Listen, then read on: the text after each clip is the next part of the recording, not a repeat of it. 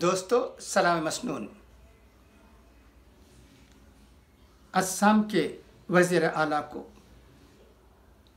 آج کے روزنامہ راشٹریہ سہارا میں دندان شکن جواب دیا گیا ہے۔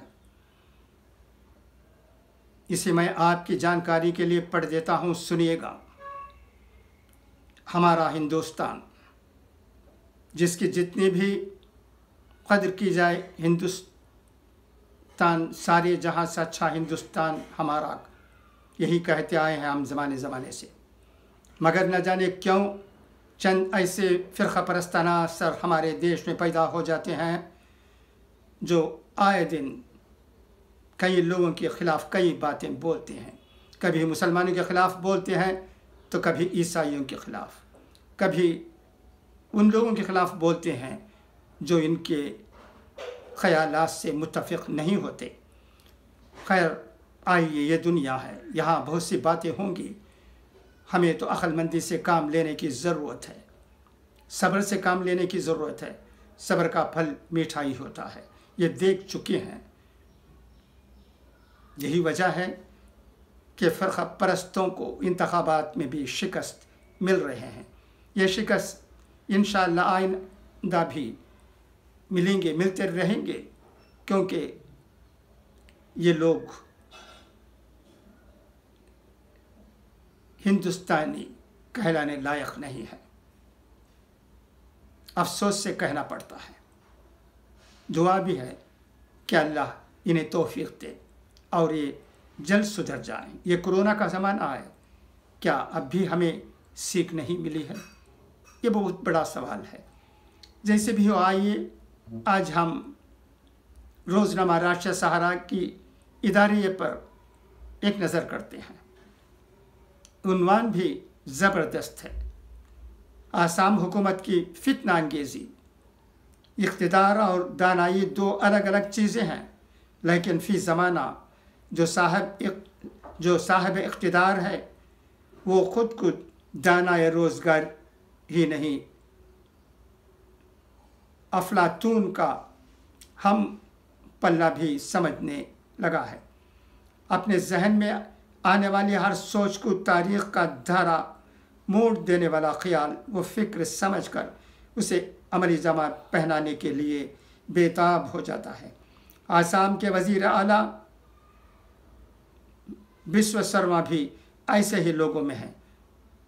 وزارت اعلیٰ کا منصب جلیلہ سنبھالتے ہی ان کی فکر رسگلہ کھانے کو بےتاب ہو گئی ہے اور نت نئے اقدامات اٹھانے لگے ہیں۔ اب اچانک ان پر یہ انکشاف بھی ہوا ہے کہ اگر مسلمان خاندانی منصوبہ بندی پر عمل کریں تو غربت اور پسماندگی دور ہو سکتی ہے۔ اپنے اقتدار کے 30 دن مکمل ہونے پر انہوں نے کہا کہ مسلمانوں کا تعلیم یافتہ طبقہ آگے آئے اور آبادی کم کرنے میں حکومت کی مدد کرے۔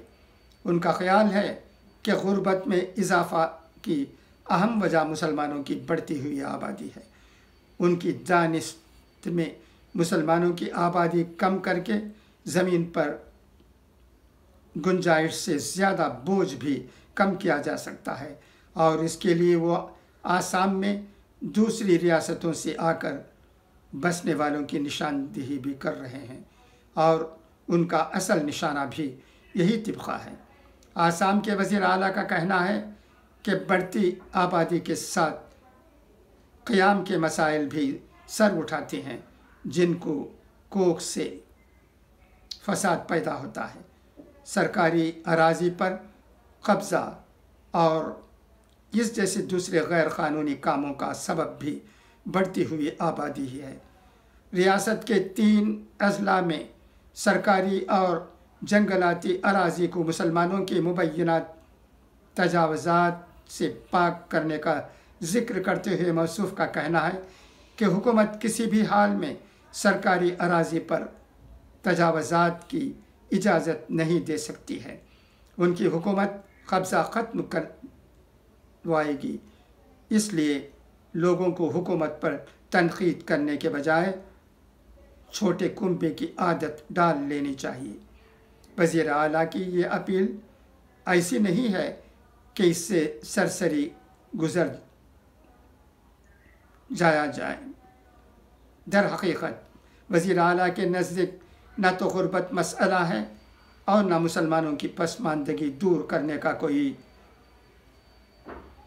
دورہ ان پر پڑا ہے، اور نہ ہی وہ اتنے دانا و بینا ہیں کہ انہوں نے غربت کے خاتمے کی کلید حاصل کر لی ہو۔ در حقیقت یہ اپیل کے پردے میں آسام کے مسلمانوں کو کھلی دھمکی ہے کہ وہ اپنی آبادی پر قابو پائیں، ورنہ بصورت دیگر ان پر زمین تنگ کر دی جائے گی۔ افسوس، صد افسوس یہ میں کہتا ہوں، آسام میں بہرحال مسلمانوں کی قابل لحاظ آبادی ہے اور کئی ضلع میں وہ اکثریت میں ہیں۔ 2011 کی مردم شماری کے مطابق آسام کی کل 3.12 کروڑ کی آبادی میں مسلمانوں کا حصہ 4.2% ہے، جن میں سے ریاست کے قدیم مسلمان 2% ہیں اور باقی ہندوستان کی دیگر ریاستوں سے آ کر مقیم ہونے والے مسلمان ہیں، جن میں سے اکثریت بنگلہ بولنے والوں کی ہے۔ مسلمانوں کی اکثریت ریاست کی کل 32 اضلاع میں سے 11 میں مرکوز ہے۔ یہی 11 اضلاع آسام کی بی جے پی حکومت کے نشانے پر ہیں اور وہ چاہتی ہے کہ ان اضلاع سے مسلمانوں کی اکثریت کو کسی طرح سے منتشر کیا جائے۔ اپنے اس مقصد کے لیے سرکار ان اضلاع میں تجاوزات ہٹانے کے نام پر مسلمانوں سے زمینیں اپنے قبضے میں لے رہی ہے۔ حالیہ دنوں ڈارنگ ضلع میں واقع سیب جھر قبضہ میں 180 بیگھہ زمینوں سے مسلمانوں کو بے دخل کیا گیا، جبکہ گوجی ضلع کے کاکی، تارنگ، کریم گنج اور سوٹیا قبضے میں 2005 بیگھہ زمینیں مسلمانوں سے خالی کروائی گئی ہیں۔ بی جے پی نے حالیہ دنوں میں ہونے والے اسمبلی انتخابات میں مسلمانوں سے زمینیں خالی کرانے کا ایشو بھی اٹھایا تھا۔ انتخاب جیتنے کے بعد اپنے اس وعدے کی تکمیل میں مسلمانوں پر زمین تنگ کرنی شروع کر دی ہے۔ حکومت کی اس جارحیت پر مقامی مسلم تنظیمیں احتجاج بھی کر رہی ہیں اور گوہاٹی ہائی کورٹ کے چیف جسٹس سدھانشو دھولیا نے تجاوزات کے خاتمے کے معاملے پر از خود نوٹس لینے کا مطالبہ کیا ہے۔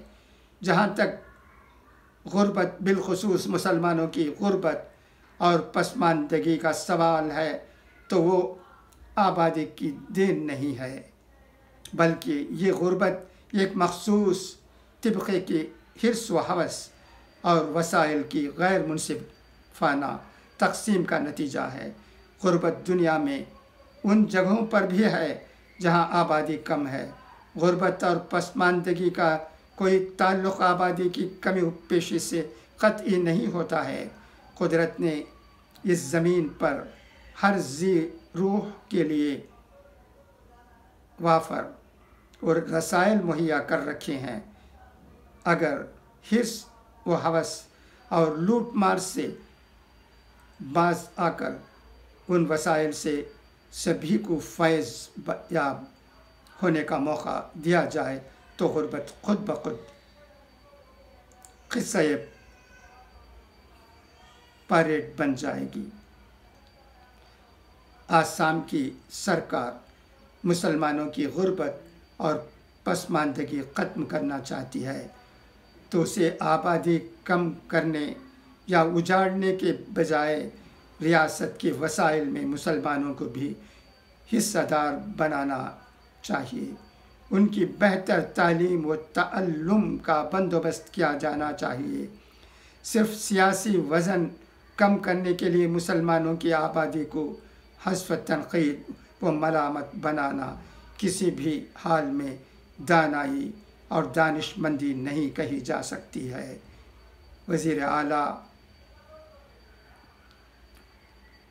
بسوا سرما اگر واقعی ریاست کی تاریخ کا دھارا موڑنا چاہتے ہیں تو فتنہ و فساد نہیں بلکہ ریاست میں پرامن بقائے باہمی کی فضا قائم کرنے کی کوشش کریں۔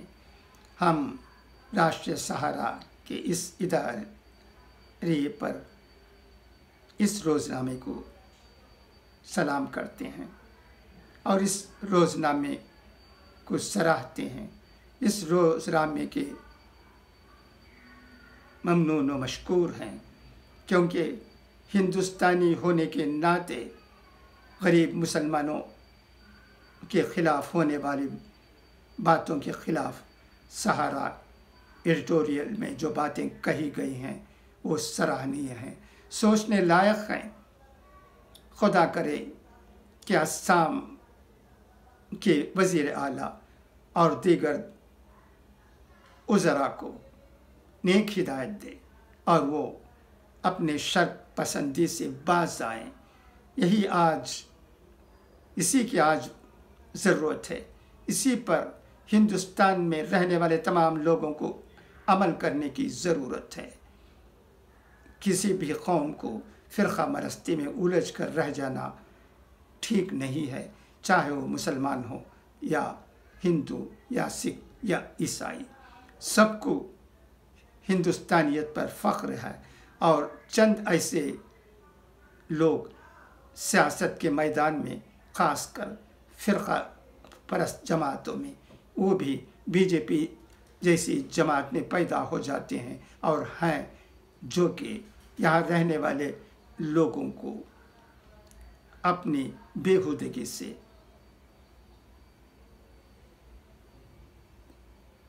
تنگ کرنے کی کوشش کرتے ہیں۔